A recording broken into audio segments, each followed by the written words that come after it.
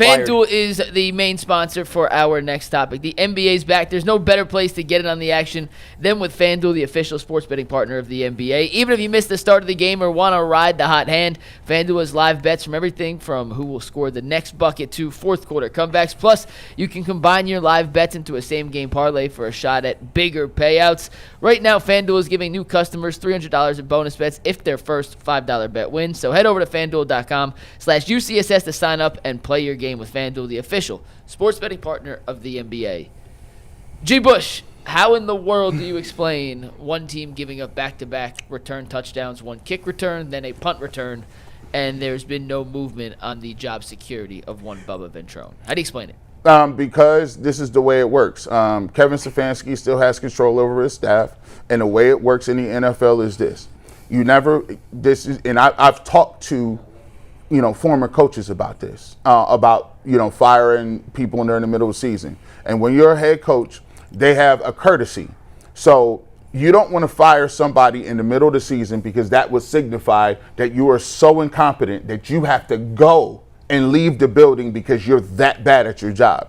So very many head coaches are going to put their coaching tree in that position. So when things like that happen, they may make some changes after the season. They may make some changes, at a bye week in terms of play calling or something. But they don't do that to people who they have relationships with because that signals in the industry that you just are incompetent.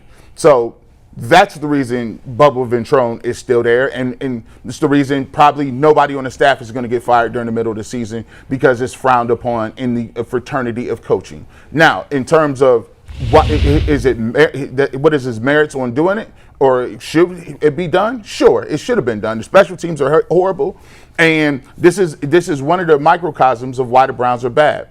It's the small things that add up to taking these L's.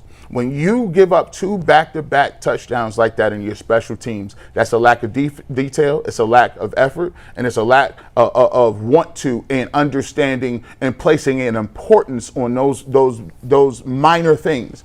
If you look at it, the defense plays this game. You didn't have anybody on the Jets that got over 1 catch. The longest catch was a screen pass to a running back for 40-something yards. You got an interception. Their quarterback threw for 50-something yards.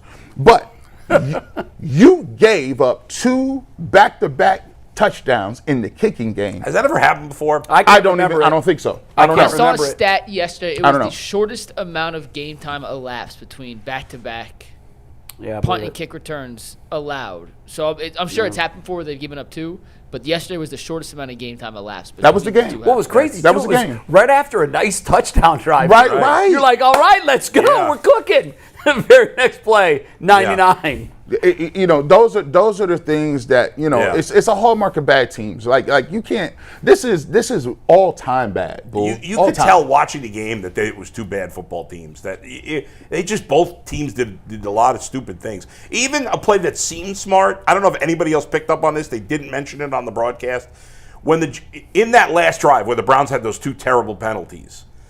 Remember the slide? The slide. That was a dumb play. The second one. The first slide was why a good are you play. Sliding now? It's a 2-minute warning. Yes. He should have kept running. And they didn't even say that on the broadcast. They never said a word about it. Never said a word about it. That's now, dumb. His first slide was smart. Yes, the first slide was a good one. But the second time he did it, I'm like, wait, I think he got that confused. He just wasn't aware of the clock.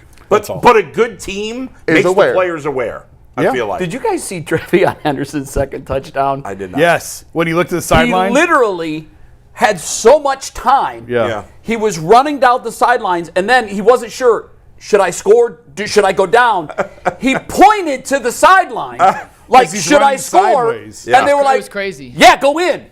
And so he still had time to go in for the touchdown. That's how fast he was and how much he outran everybody. And it also tells you how scared he is of Vrabel. Yeah. He's like, yo, coach, let me know. We good? Coach, can I score? Am I allowed to score? Let me just know. How about the game Jonathan Taylor had yesterday? Oh. I don't mean to sidebar us, but this guy's having a magnificent season. Yeah. So, yeah, but I think Bubba Ventrone if nobody else gets fired, obviously he's going to be fired at the end of the year. I get what you're saying about coaches don't love firing coaches during the season. I'd fire him now. That was a disgrace. Well, the problem with that is who are you going to hire? Who are you going to? I don't even care. I mean, the Browns' return game is so pathetic. There was one play yesterday. Oh, they never get They returns. had one decent return, and I can't remember who it was. Samson. Penalty. And then he ran out of bounds. Yeah, Samson dropped a. I don't think it was Samson. I think it was Corley's the other return. Lavaradin, or how do you say his name? I forgot. Laverdane. Larvadan, whatever the hell his name is. He had a return. What does he return? Kicks or punts? I can't even remember. He intentionally ran out of He does bounds? I don't punts. remember that. I thought Samson had a decent I'd kind of return. checked There was out. one where he had like 10 yards, and he could have gone further instead, but he ran out of bounds. Go back and look at it. Do we have anybody on our team that runs faster than 89 on Madden? No. Isaiah Bond's supposed to. But he looks like he's the slowest small guy I've ever seen. And he As didn't play Zach Jackson yesterday. says, he's not an NFL receiver. No. But he's all yours for the We next gave him 3 years guaranteed. I mean, Because people were banging down his door. You get a contract. You get a contract. Undrafted. Here's 3 years guaranteed. It's a Is this dumpster the- fire. Jay and Bull, you guys weren't here yesterday, but Jason, you were here last week when we had Coach Spencer on. And Coach Spencer was really insightful. He was a 2002 Special Teams Coach of the Year, won a Super Bowl with the Pittsburgh Steelers. And I asked him, hey, we get mad at Bubba Ventrone when Andre Schmidt misses kicks. But, Bubba Ventrone wasn't a kicker. How much blame can we put on him for that? Right, He said right. it's, sure, he's technically the coach, but that's not his domain. Well, we don't Sure. blame him. I don't blame him for missed kicks. No. Just hear me out. Hear where I'm going Yeah. with this. He asked us, he said, what did Bubba Ventrone make his living in the NFL doing? And Special teams guy. as Gunner. a special teams guy, covering kicks Yeah. and blocking. Yeah. We saw what happened yesterday.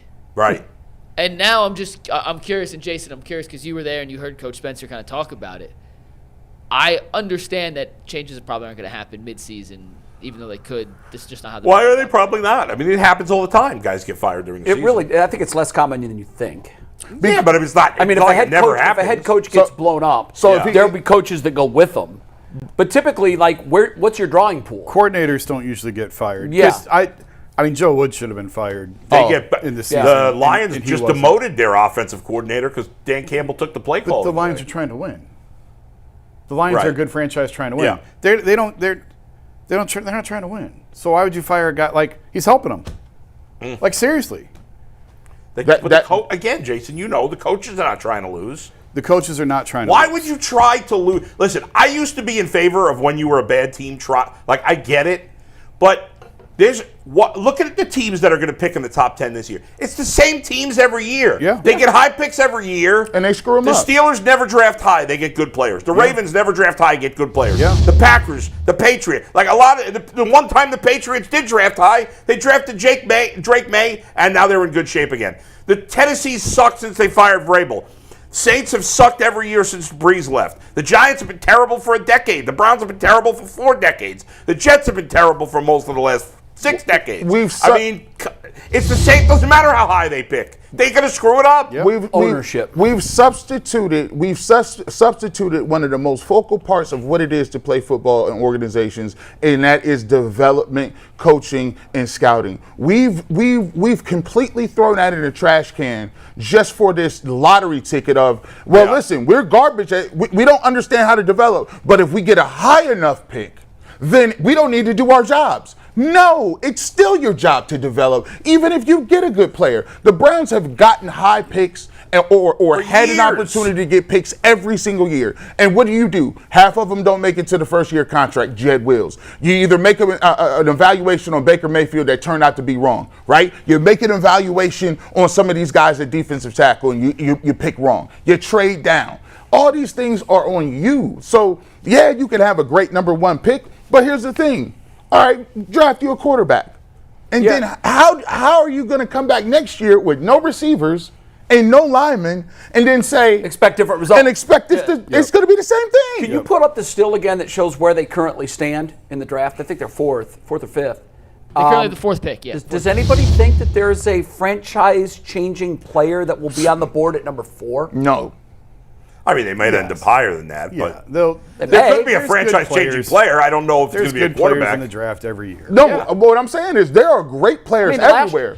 We just can't seem to find It's them. early. true. It's early this year, so we don't know. But I mean, the top 2 quarterbacks that came out last year, we were told it's not a great quarterback draft. They're right back in the bottom 5. There they are. Yeah. With their saviors. The top 3 quarterbacks taken. The top 3. Shook was 3rd. Yes. Was 2nd. And fairness, he was a second-round pick. But again, we keep looking at the college ranks, and I keep squinting hard to see might there well, be? maybe there will be. Who knows? There could be. Yeah. But, I mean, like it's not like the year where Burrow was coming out and everybody was saying, oh, he's the number 1 guy and he's going to change someone's life. Like, I don't see that guy. It could happen. You're right, Bull. It could.